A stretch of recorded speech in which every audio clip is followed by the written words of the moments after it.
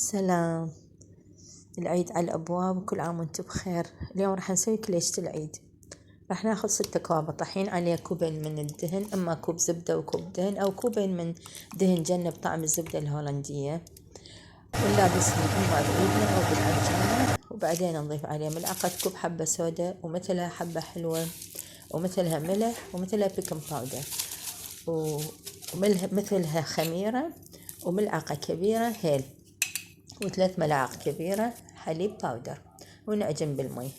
هذا المقدار ياخذ مني حوالي كوب وربع أو أكثر شوية من المي حسب الطحين، إلى أن نحصل على عجينة لا هي قوية ولا هي لينة كلش، تكون سهلة التشكيل. راح أتركها بس ترتاح، ما خليها تختمر، فد نص ساعة بين ما أحضر الحشوات.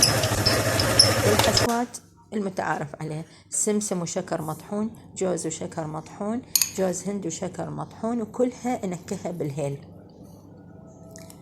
أطيب شي الهيل ويا الكليتشة.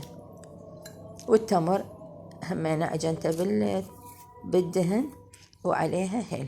وأبدي بالتشكيل. هذا التشكيل المتعارف عليه لكليشة الجوز عند كل العراقيين، والبقية باقي الحشوات تستعملينها قوالب معينة انتي ورغبتك. هذا التشكيل فن حسب الذوق.